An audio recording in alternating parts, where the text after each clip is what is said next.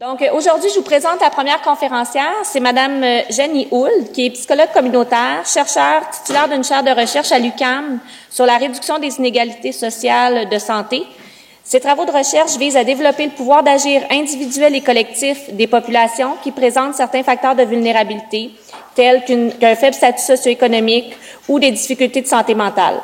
Dr. Hould inclut aussi dans ses équipes de recherche des personnes qui ont une expérience vécue du phénomène à l'étude, afin qu'elles agissent à titre de pairs chercheurs et prennent ainsi part à la production des connaissances et à leur diffusion. Alors, je t'invite, Jenny, à venir présenter.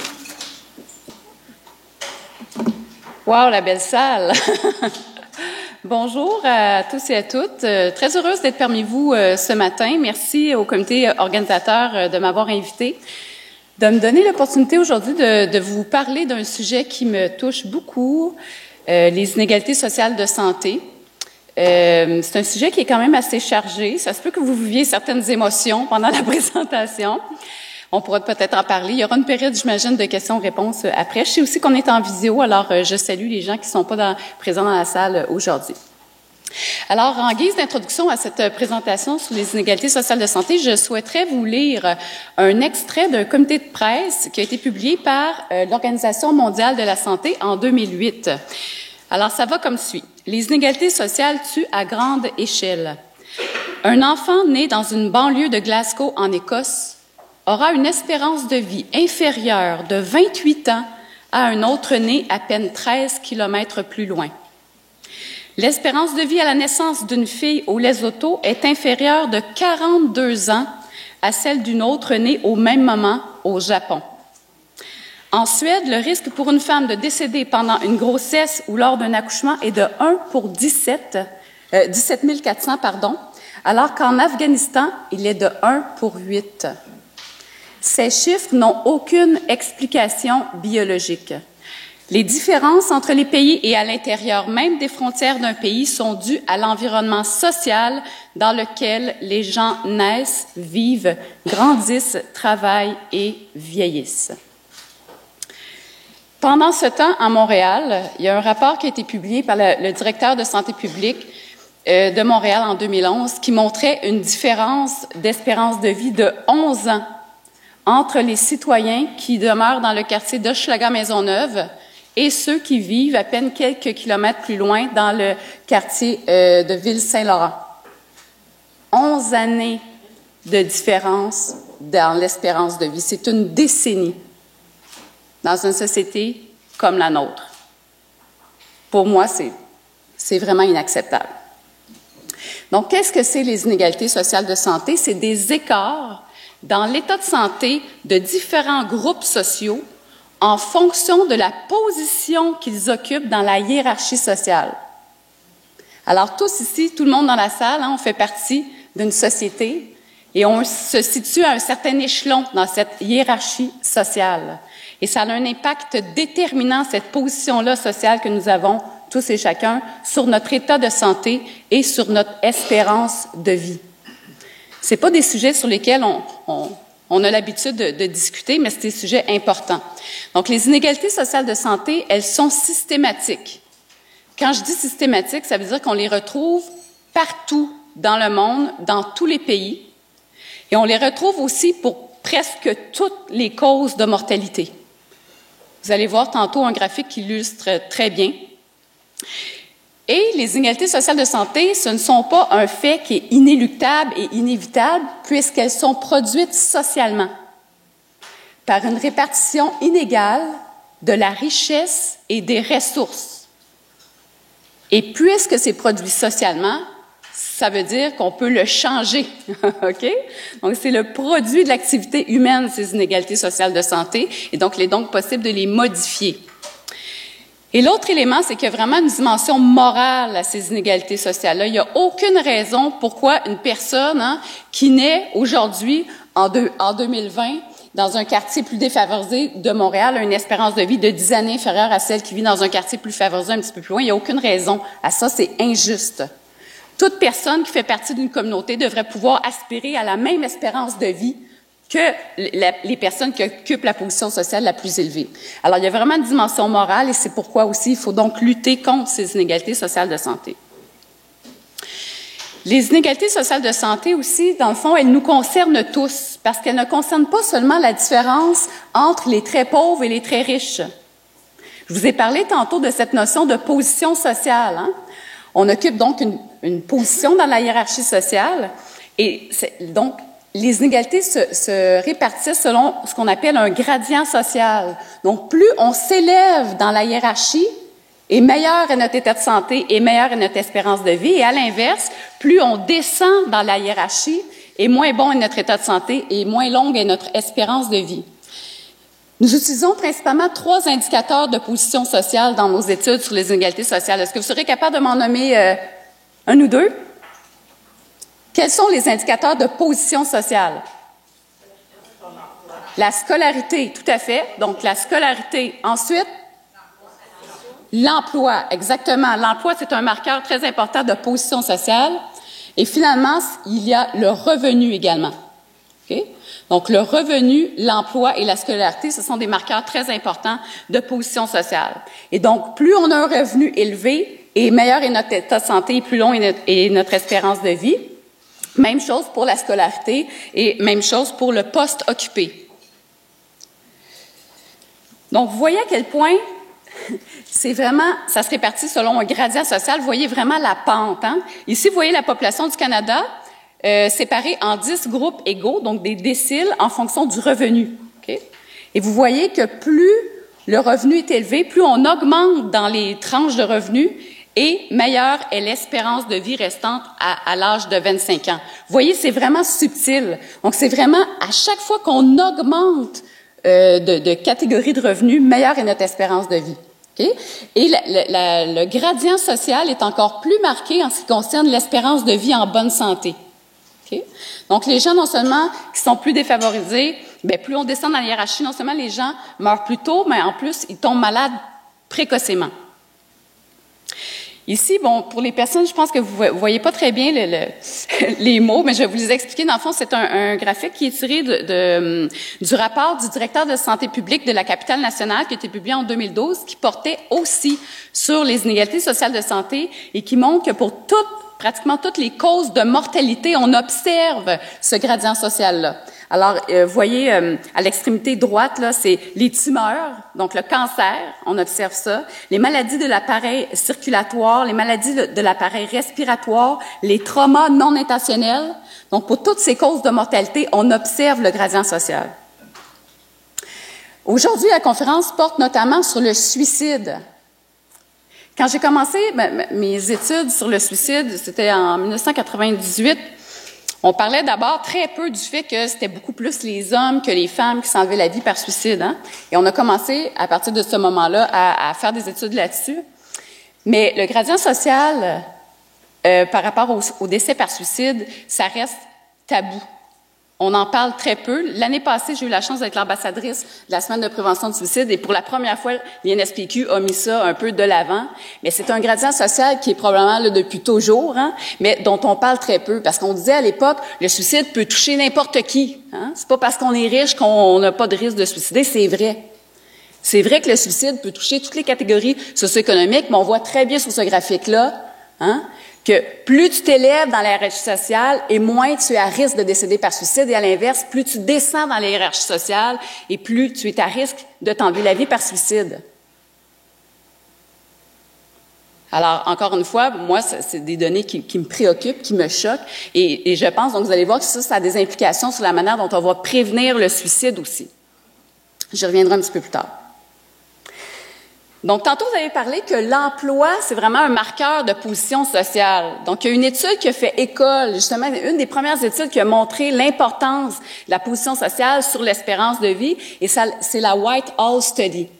Alors, c'est Michael Marmot, qui est un monsieur, un très éminent chercheur, s'est intéressé, dans le fond, aux employés de la fonction publique londonienne. Donc, tous des gens engagés par l'appareil bureaucratique londonien, OK? Il y en a des milliers qui ont participé à ces études. Et il a été capable de placer tous ces employés-là de la fonction publique. Donc, c'est toutes les personnes qui ont des jobs, là. Des jobs qui sont syndiqués dans l'appareil public. Il a été capable de les placer selon la hiérarchie, la position qu'ils occupent dans la hiérarchie de la fonction publique londonienne. Et là, il a examiné dans le temps, c'est des études très, très longues, l'espérance de vie de ces personnes-là. Et vous voyez donc clairement, encore une fois, ce gradient social. Donc, les manœuvres, les gens qui passent le balai, OK, qui font des travaux d'entretien, ces personnes-là ont une espérance de vie moins élevée que les personnes qui ont une main-d'œuvre manuelle, mais partiellement qualifiée.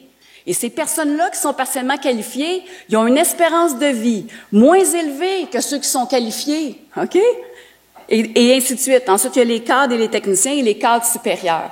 Donc, ici, ce que ça veut dire, c'est qu'au CHUM, là, si on vous plaçait tous et chacun dans la hiérarchie selon le poste que vous occupiez, on observerait ces différences-là dans votre espérance de vie. Okay?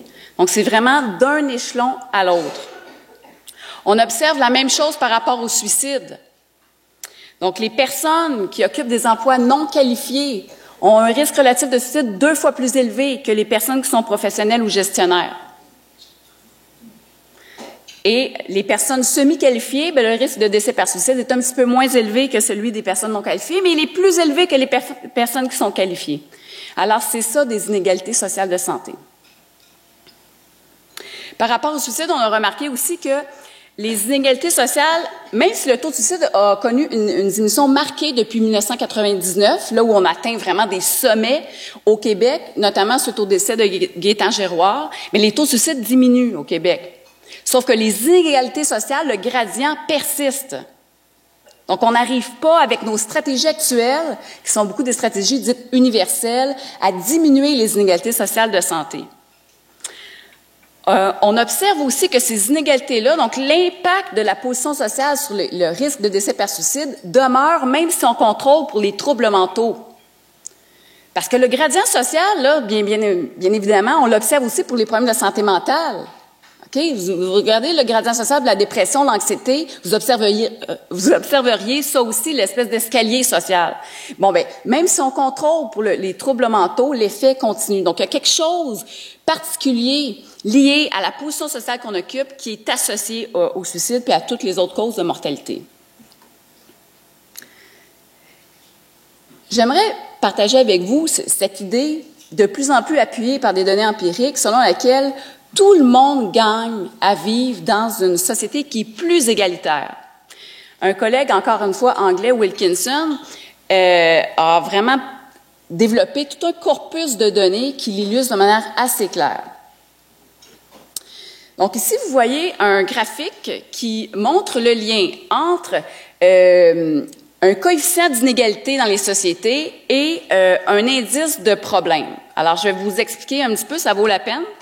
Donc, Wilkinson a créé un index de problèmes, un index composé de plein d'éléments, comme par exemple l'espérance de vie, les résultats des enfants en mathématiques et en littératie, la mortalité infantile, le taux d'homicide d'une société, le taux d'emprisonnement, le taux de grossesse à l'adolescence, les taux de troubles mentaux. Il a tout mis ça ensemble et donc il a calculé ça pour plusieurs pays. Et il a mis en lien cet indice-là avec le coefficient d'inégalité. Donc, dans chacune des sociétés, on répartit différemment la richesse. Okay? Il y a des sociétés qui répartissent bien la richesse et les ressources et d'autres qui ont beaucoup plus de difficultés à le faire. Okay?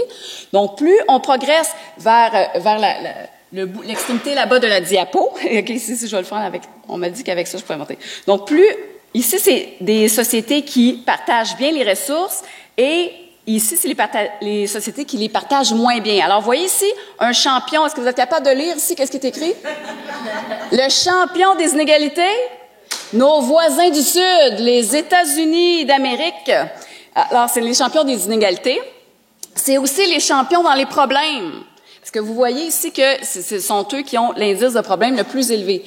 Donc, en statistique, lorsqu'on voit vraiment comme une droite comme ça entre deux ensembles entre deux variables, cela signifie qu'il y a une relation positive entre les deux éléments.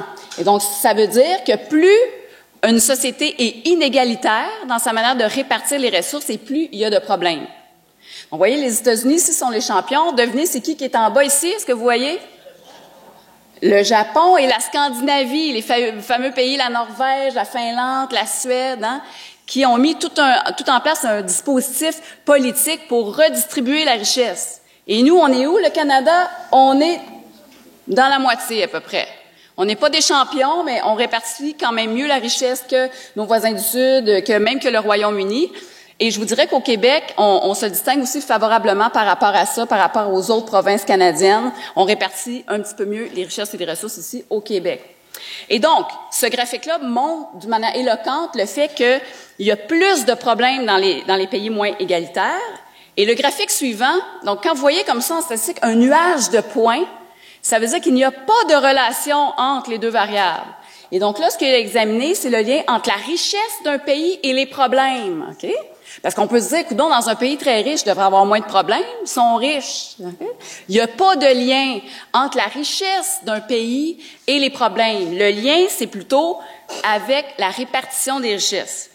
Donc ça, c'est vraiment important à mentionner. Et donc, dans les sociétés où l'écart entre les riches et les pauvres est plus faible, ce qu'on observe, c'est plus de cohésion sociale, plus d'entraide, plus de confiance mutuelle, une espérance de vie plus élevée et moins de détresse psychologique et moins de troubles mentaux.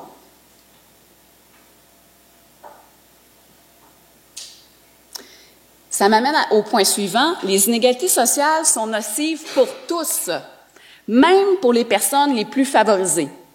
Et donc, dans la salle, ceux et celles qui sont intéressés à se joindre à moi puis à d'autres personnes pour lutter contre les inégalités sociales, je pense que ça, c'est un argument de poids très important puisque les personnes qui décident des politiques publiques, des lois, des règlements, de comment fonctionne la société, ce sont des personnes qui, pour la plupart, sont nés dans un groupe socio-économiquement favorisé et sont encore dans un groupe socio-économiquement favorisé. Et donc, ils se préoccupent bien sûr du sort des autres, mais aussi bien sûr de leur propre sort à eux. Et donc, d'apprendre que même eux, les riches et les privilégiés, peuvent bénéficier du fait de mieux répartir la richesse, ça pourrait être un argument intéressant. Donc, vous voyez ici un tableau qui montre... Dans ce cas-ci, ils ont comparé les États-Unis avec l'Angleterre. L'Angleterre, ce n'est pas un champion de la répartition des richesses égales, mais ils font quand même mieux que les États-Unis. Et donc, on voit que si on compare aux États-Unis les personnes qui sont dans le statut socio-économique le plus élevé, le taux de maladies et de problèmes, ils ont aussi utilisé des données biologiques là, pour mesurer ça. Par exemple, l'hémoglobine glyquée pour les infirmières dans la salle et tout ça. Donc, le taux, la proportion de maladies est plus élevée chez les Américains les plus riches que chez les plus pauvres des Anglais. Okay? Puis je vais vous expliquer pourquoi les inégalités, ça cause du tort aux personnes, à toutes les personnes, dans le fond, qui font partie d'une société. Justement, comment les inégalités sociales de santé sont-elles produites? Alors, dans le domaine, on dit comment le social passe sous la peau. Parce que dans le fond, la position sociale, c'est une réalité un peu abstraite, hein? C'est un concept comme ça. Comment ça se fait que la position qu'on occupe dans la hiérarchie se traduit par des états de santé et des taux de mortalité différents? Il y a le prix Nobel d'économie Amartya Sen qui a montré que, dans le fond, tout le concept de privation relative. Donc, c'est pas ce qu'une personne a qui est important, c'est ce qu'elle est capable de faire avec ce qu'elle a. OK? Et donc, une privation relative de revenus peut se traduire par une privation absolue des capacités. Il utilisait souvent l'exemple, justement, dans la fin des années 80. Il comparait la société du Costa Rica avec celle des États-Unis, où le revenu annuel moyen était très, très différent, vous voyez. Donc, un revenu annuel moyen de 1 780 $ pour le Costa Rica et de 20 900 $ pour les États-Unis, mais une espérance de vie quasi identique. Donc, même aux États-Unis, on peut dire 20 000, ils ont quand même un certain revenu. Ils sont pas capables, comme société, de produire une espérance de vie plus élevée que le Costa Rica, qui a beaucoup moins de revenus. Okay? Donc, ça veut dire qu'une privation relative, parfois, ça se traduit par une privation absolue dans certains domaines. Par exemple, ici, les personnes seules qui vivent sur l'aide sociale ont un revenu qui correspond à 52% du panier de la mesure de panier de consommation, qui est 52 %, ce qui signifie qu'ils ont un petit revenu par mois. Donc, là, on peut dire, coudonc, ils sont corrects. Souvent, on entend ça, les gens s'associent, sont bien corrects. Mais ça fait en sorte qu'ils ont une privation absolue dans certains domaines. Ils sont pas capables de se transporter d'un endroit à l'autre, parce que le coût d'un transport, c'est 7 $, alors qu'ils ont à peu près 700 $ pour vivre par mois. Voyez? Donc, c'est un exemple. Et Amartya Sen, ce qu'il donnait comme exemple notamment, c'est qu'est-ce que ça prend comme revenu dans une société pour sortir de chez soi sans avoir honte? Probablement que ça prend moins d'argent au Costa Rica qu'aux États-Unis parce que, justement, dans une société qui est très inégalitaire, ça fait en sorte que les citoyens ressentent un besoin très fort de montrer leur statut de manière visible, à cause de ce qu'on appelle l'angoisse de statut. Est-ce que vous pourriez me donner des exemples de biens matériels qui permettent de montrer notre statut social? Le char, donc la voiture, quoi d'autre? Les vêtements, exactement, quoi d'autre? La piscine, la grosse maison, OK? Alors, je vois là-bas un téléphone cellulaire, le iPhone ou bien le modèle à clapet comme ça, OK? Ça, tout de suite, on voit rapidement le statut socio-économique d'une personne à l'aide de ces signes de statut-là. Ce qui fait en sorte, cette angoisse de statut, que des personnes qui n'ont pas nécessairement les moyens financiers de s'acheter ces objets-là pour montrer leur statut vont néanmoins le faire. OK? Et ça, ce que ça va produire de l'endettement. Donc, les gens vont s'endetter pour se conduire la BMW. Ils vont s'endetter pour avoir le dernier sac à main. Je connais pas trop les marques, là. Et, donc, vous comprenez l'idée, c'est que les gens vont s'endetter pour montrer, ou bien, la grosse cabane avec la piscine dans le cour. Et qu'est-ce que ça fait, l'endettement? Ça fait du stress, hein? Les gens sont stressés, sont endettés. Qu'est-ce qui arrive quand tu es pogné à la gorge comme ça, tu as de la misère à faire tes paiements, tu es endetté, tu as de la misère à payer tes cartes de crédit, qu'est-ce que ça fait? Ça fait en sorte que tu ne veux plus partager. Okay? Tu n'en as plus d'argent pour payer tes impôts, ou tu ne veux plus les payer, ça ne te tente plus de donner à des bonnes causes, de contribuer, et donc de répartir la richesse. Fait que tu as besoin de toutes tes scènes pour payer ton auto de luxe, OK? Donc ça fait en sorte, ça crée une désolidarisation sociale. Donc les pauvres qui s'arrangent, regarde, moi je suis déjà pognée avec mes paiements d'hypothèque, mon char, les cours de gym de mes enfants, je suis plus capable d'en donner. Puis j'aimerais bien mieux que le gouvernement coupe dans mes impôts pour m'en donner plus à moi pour payer mes affaires, que de donner des impôts pour donner un filet de protection sociale qui a du bon sens puis des programmes sociaux qui permettent de répartir la richesse et les ressources. C'est ça que ça fait. Et donc, c'est un phénomène qu'on voit de manière beaucoup plus prononcée dans les sociétés très inégalitaires, aux États-Unis notamment, que dans les pays plus scandinaves où les patrons de compagnie puis les employés, ils portent quasiment le même linge, ils conduisent les mêmes bagnoles puis ont à peu près des maisons pareilles. OK? Ça fait en sorte qu'on se sent tous qu'on fait partie de la même gang. Notre statut social, ça influence toutes nos conditions de vie. On l'évoquait tantôt. Notre logement, la qualité de notre logement, le quartier dans lequel on vit, notre alimentation, notre capacité à se transporter, notre emploi aussi, nos loisirs. Donc, c'est ce qu'on appelle les déterminants sociaux de la santé. Et donc, les inégalités sociales de santé sont produites par, justement, la répartition inégale de ces différents déterminants sociaux-là. On sait aussi, dans le fond, c'est une hypothèse qui est de plus en plus documentée au plan empirique, que dans le fond, la position sociale influence la santé par l'activation de la réponse de stress chronique. Vous n'êtes pas sans savoir qu'une réaction de stress, c'est important. Hein? On a besoin, comme être humain, pour survivre, d'être capable d'être stressé parfois, parce que c'est ce qui nous permet de mobiliser notre énergie, puis devant un danger, de se sauver ou de combattre, hein? Fight or flight. Cependant, lorsque cette réaction de stress-là est activée de manière chronique, même souvent sans qu'on s'en rende compte, ça crée de l'inflammation à l'intérieur de notre corps et c'est ça qui progressivement crée des états de santé, des maladies et nuit à l'espérance de vie. Donc, j'ai entendu un jour un expert dire le fait qu'on va mourir d'une maladie cardiaque ou d'un diabète ça peut être lié à notre hérédité, à nos habitudes de vie et tout, mais le fait qu'on va mourir à peu près à tel âge, c'est dû à notre position sociale. Donc, la position sociale est extrêmement puissante pour expliquer les états de santé puis l'espérance de vie. Heureusement, il y a comme 2 mécanismes sur lesquels on peut travailler pour essayer de diminuer l'impact négatif de la position sociale sur la santé. Okay? Premièrement, le contrôle sur sa vie. Okay?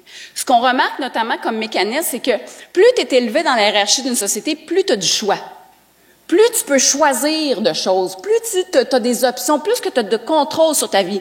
Tu peux choisir dans quelle compagnie tu vas aller travailler parce que tout le monde t'apprécie et tu as plein de bonnes qualités. Tu peux choisir dans quel quartier tu vas vivre, quelle voiture tu vas conduire. Tu peux choisir quel endroit tu vas aller dans tes vacances.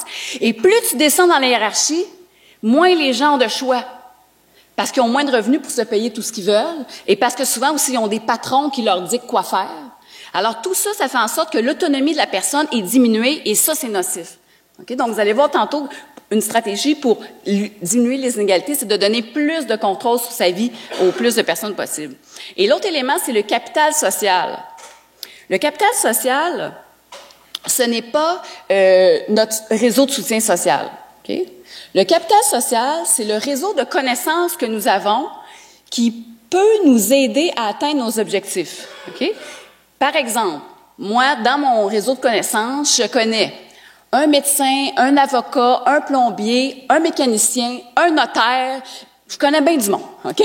Et je sais que si j'ai un problème de plomberie, je sais que je vais appeler Jean-Paul. Si j'ai un problème avec, je me questionne par rapport à la santé de mes enfants, je peux appeler Monique, qui est la médecin qui va pouvoir m'aider. Donc, j'ai beaucoup de capital social. Je connais des gens en politique aussi. Je connais des gens dans les CIUS. Si je veux faire une recherche, je peux faire quelques téléphones. Les gens vont dire, bon, ce capital social-là, je le mets à mon service quand j'en ai besoin pour atteindre mes objectifs de vie. Bien, plus tu descends dans les hiérarchies sociales, moins les gens ont ce type de capital social-là pour les aider à atteindre leurs objectifs. Et donc, si on renforce le capital social des personnes, ça aussi, c'est un mécanisme pour aider à lutter contre les inégalités sociales. Ça va? Donc, première des choses pour réussir à réduire les inégalités sociales, il faut améliorer les conditions de la vie quotidienne. C'est extrêmement important parce que je vous dis que c'est à travers ces déterminants sociaux de la santé-là que les inégalités sociales de santé se produisent. Alors, voyez dans l'image, ce qu'on fait beaucoup trop souvent, c'est de travailler sur les individus, même en santé publique. La santé publique essaie de nous faire arrêter de fumer, de manger nos fruits et légumes et tout ça, mais c'est beaucoup des interventions individuelles. Donc, ça correspondrait sur l'image là à donner des meilleures chaussures à la personne. OK? Ce qu'il faut faire, c'est diminuer la pente. OK? Il faut diminuer la pente pour éviter que la personne se fasse effoirer par les risques pour la santé. D'accord? Donc, pour faire diminuer cette pente-là, il faut travailler sur les conditions de vie des gens. Répartir mieux ces conditions de vie-là. Donc, travailler sur l'amélioration des quartiers, du tissu social, la scolarisation des enfants, l'alimentation. Donc, c'est pas l'alimentation, je vais faire un programme pour te dire de manger tes fruits et légumes. C'est faire en sorte que les fruits et légumes frais, ça soit accessible facilement à tout le monde, particulièrement aux personnes défavorisées qui sont pas capables, qui n'ont pas d'auto pour se déplacer, aller à l'épicerie. La plupart beaucoup vivent dans des déserts alimentaires, hein, où ce qu'ils ont accès comme fruits et légumes frais, c'est une banane toute poquée au dépanneur qui vont vendre 2,50 piastres. Okay? C'est là-dessus qu'il faut travailler. Et ça, pour le moment, il n'y a pas tant de personnes. L'investissement est mis beaucoup plus sur des actions sur l'individu que sur l'environnement. Ça m'amène aussi à dire, l'emploi et le revenu, c'est un des déterminants importants. Dans le fond, pour augmenter l'emploi et le revenu, ce que ça prend, notamment, c'est des meilleures politiques publiques par rapport à ça. Par exemple, le salaire minimum. Aujourd'hui, en 2020, il y a des personnes qui travaillent à temps plein sur le salaire minimum et qui ne sont même pas capables de sortir de la pauvreté. C'est un non-sens. Puis je vous ai parlé tantôt des revenus qui n'ont pas de bon sens pour l'aide sociale, les personnes qui ne sont pas capables d'aller travailler, qui sont à la maison, qui reçoivent un chèque d'assistance sociale, bien, ils sont condamnés à la pauvreté terrible et donc à ses impacts négatifs sur les états de santé. Donc, il faut vraiment améliorer les conditions de la vie quotidienne. Et il faut aussi répartir plus équitablement les ressources et le pouvoir. Donc, il y a vraiment une différence entre l'égalité et l'équité. Cette image-là l'illustre très bien. Donc, vous voyez, les 3 personnages, dans le fond, ce qu'ils ont comme objectif, c'est de regarder le match de baseball. Mais il y en a qui sont pas chanceux, sont dans la pente, hein? Sont en bas de la pente. Fait que là, et puis la clôture, elle monte. Fait que quand même qu'ils font ça, ils sont pas capables d'avoir la partie de baseball. Alors, une société qui dit tout le monde égal, on va donner un booster à tout le monde. Même la personne qui n'aurait pas nécessairement besoin de booster va en avoir une, puis la personne qui a besoin, qui est dans le creux de la vague avec le, va avoir aussi un booster. Tout le monde est égal. Mais ça ne permet pas de réduire les inégalités sociales de santé. Pour une véritable équité en santé, il faut faire en sorte que tout le monde soit capable d'atteindre leurs objectifs de vie, donc d'aider davantage les gens qui sont justement dans le fond de la pente, devant la barrière qui est plus grande. Donc, il faut ajuster nos interventions à l'intensité du besoin. Ce qu'on dit, c'est d'avoir des approches universelles, oui, mais aussi l'universalisme proportionné aux désavantages. Donc, il faut donner plus aux personnes plus défavorisées, de manière à diminuer la pente. Ce qu'on veut, c'est ça, c'est vraiment diminuer la pente le plus possible. Par exemple, on sait, dans les dernières années, c'est un constat un peu d'échec de la santé publique par rapport à la réduction des inégalités. Beaucoup des actions de santé publique ont contribué à augmenter les inégalités au lieu de les réduire. Pourquoi, vous pensez? Les campagnes de prévention-promotion, les centres de cessation tabagique, tous ces dispositifs-là qui sont universels, les gens qui vont aller les chercher, c'est les gens qui sont plus favorisés, qui sont plus éduqués, qui sont capables de se déplacer, qui vont y aller, qui vont se saisir de ces opportunités-là. Et donc, leur état de santé va s'améliorer, alors que l'état de santé des personnes plus défavorisées va rester dans le fond de la cale. Donc, ça prend absolument des interventions dédiées, ciblées pour ces populations-là. Ça m'amène à vous sensibiliser au fait, puis je sais que vous êtes sûrement déjà au courant, qu'une ressource disponible pour tous n'est pas nécessairement accessible pour tous. Souvent, les gens vont dire, ben oui, mais le CLSC est ouvert pour tout le monde. Là. Tout le monde peut venir au CLSC, les madame, monsieur, on accepte toutes les classes socio-économiques au CLSC. Ou encore une fois, les lignes de prévention de suicide. Le 1-866 appelle. Tout le monde peut appeler, là. C'est accessible, c'est gratuit. Mais c'est pas vrai. C'est disponible. C'est pas nécessairement accessible. Il y a des barrières à l'accessibilité pour certaines populations. Est-ce que vous serez capable de m'en nommer quelques-unes, des barrières là, qui empêchent une personne d'aller chercher la ressource, même si la ressource est disponible? Pardon? Le téléphone, effectivement. Moi, je fais de la recherche en HLM. Vous seriez surpris du nombre de personnes qui n'ont pas de téléphone. Pas de téléphone, pas d'Internet non plus, bien évidemment. Une connaissance, la capacité à connaître les ressources disponibles. Tu n'as pas de téléphone, tu n'as pas l'Internet, tu es chez vous dans ton HLM. Comment tu peux savoir que telle ressource existe et que tu pourrais y avoir accès gratuitement? Donc, il y a un problème de connaissance. Y a-t-il d'autres barrières? La langue, effectivement. Donc, il y a des personnes qui parlent pas le français et donc, pour ces personnes-là, c'est très difficile de venir exprimer un besoin dans une autre langue que la leur. Donc, il y a la langue. Il y a beaucoup aussi, moi, je discute beaucoup avec des personnes en situation de pauvreté, l'espèce de barrière, pas culturelle, mais ils ont vécu des expériences de stigmatisation, de préjugés, d'un mauvais accueil de la part des professionnels. Et là, ils disent, moi, plus jamais je vais aller consulter au CLSC ou plus jamais je vais aller voir telle ressource parce que je me suis sentie jugée, parce que c'est des personnes qui vivent beaucoup d'oppression dans leur quotidien, puis sont très sensibles. Même des fois, c'est juste dans le non-verbal, à des attitudes de jugement, par exemple.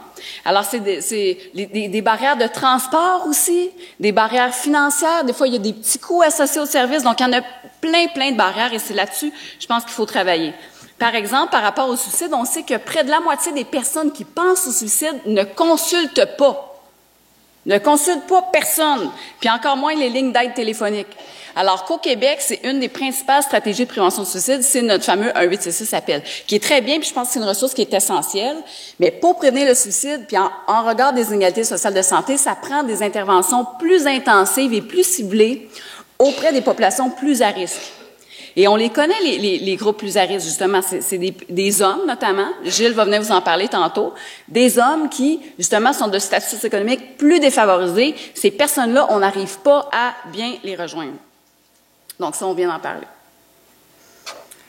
Donc, ça prend vraiment des interventions plus intensives. Et là aussi, je vais vous challenger un peu. Ces interventions-là développées pour les personnes plus défavorisées, il faut absolument les développer avec elles. Ici, au CHUM, on commence les patients partenaires, là. Mais encore une fois, faites attention, les patients partenaires, souvent, Moi, j'appelle ça du cherry picking.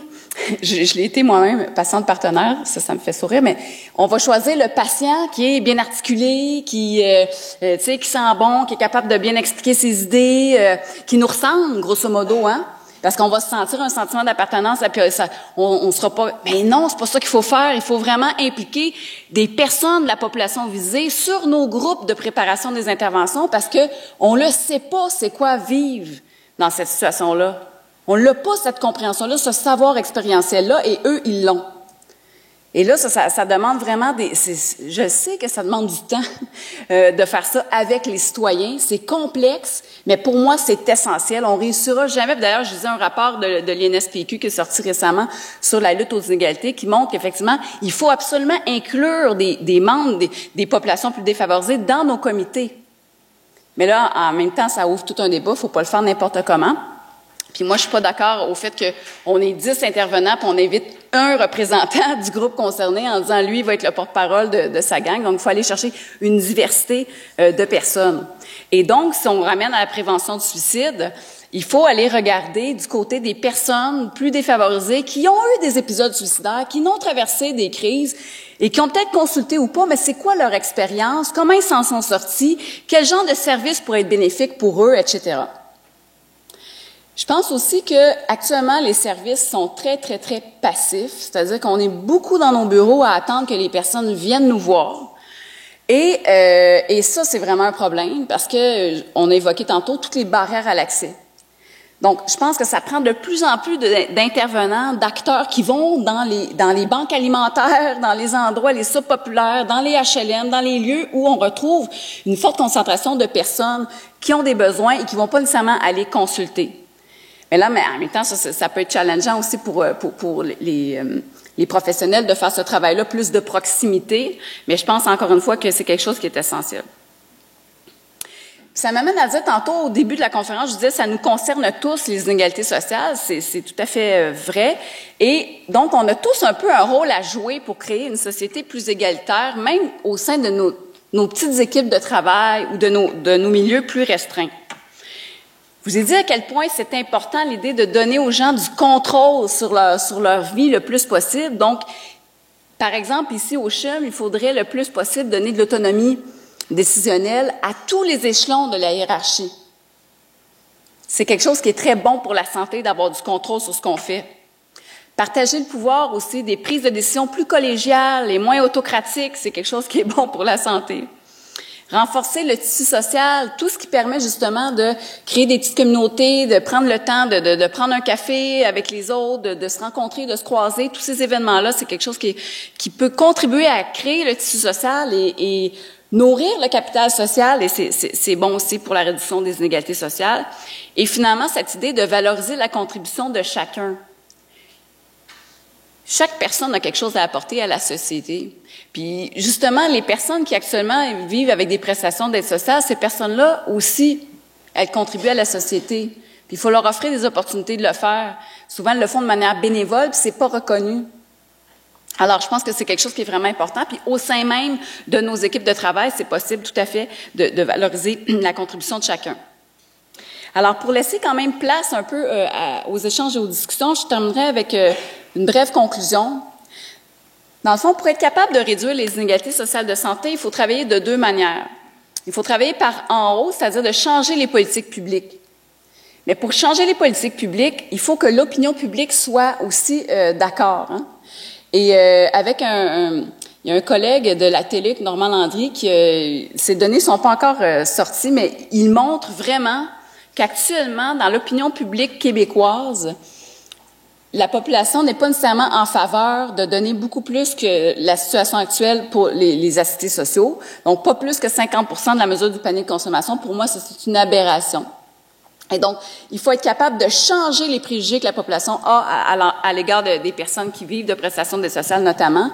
Et je pense que plus il y a de personnes qui sont sensibilisées à l'existence des inégalités sociales de santé, puis militent ou en tout cas essaient d'appuyer le mouvement pour des politiques publiques qui répartissent mieux la richesse. Et là, on risque éventuellement que nos gouvernements aillent dans ce sens-là. Mais quand l'opinion publique est désintéressée, pas informée, il y a peu d'espoir là-dessus. Donc, on essaie de travailler le plus possible. Les chercheurs ont un rôle à jouer aussi pour informer les décideurs de ça, parce que, dans le fond, tous les coûts que ça nous coûte comme société, de maintenir des personnes dans la pauvreté, de moins bien répartir les richesses, ça a des coûts sociaux et économiques, ça aussi. Mais on prend moins le temps de les documenter.